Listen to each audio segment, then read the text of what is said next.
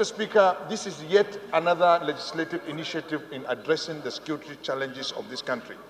Mr. Speaker, this bill is not asking too much. Honorable Ogene, please listen to Honorable Sada Soli. He's taking issues directly with you on what you just said about too much.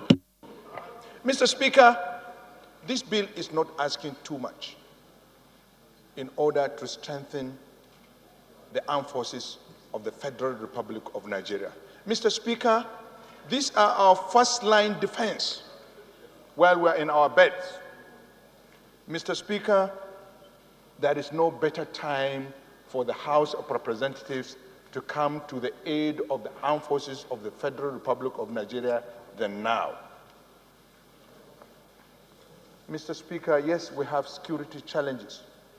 Yes, if we're a country that is peaceful without security challenges, we cannot still stand and fold our arms not to support our armed forces. Mr. Speaker, this bill is trying to fill in the funding gap in strengthening our armed forces.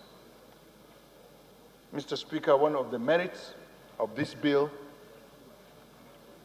is to make our armed forces result-oriented and more effective than what they are now. Mr. Speaker, getting 1% and then driving some funds from the sovereign social wealth fund, taking something from the VAT, taking something from the ticketing, and also driving some advantages of our private sector and philanthropic individuals of this country, we are still not asking too much. This country is not asking too much. This is the time we should wake up and come to the defense and assistance of our armed forces, gallant armed forces. Daily, these young men and women are dying in defense of each one and every one of us in this chamber. Mr. Speaker, one of the most important aspects of this bill is the money will be collected by Federal Inland Revenue, not an agency. So we are sure the money will be collected prudently and will be applied judiciously. Mr. Speaker, above all, the money will be budgeted by National Assembly.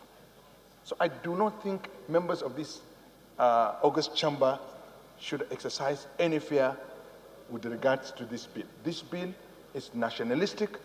This bill is here to address some of the challenges our armed forces are facing. And another thing, this bill will be subjected to review in every 5 years or less. So it's futuristic. And every law is supposed to be futuristic.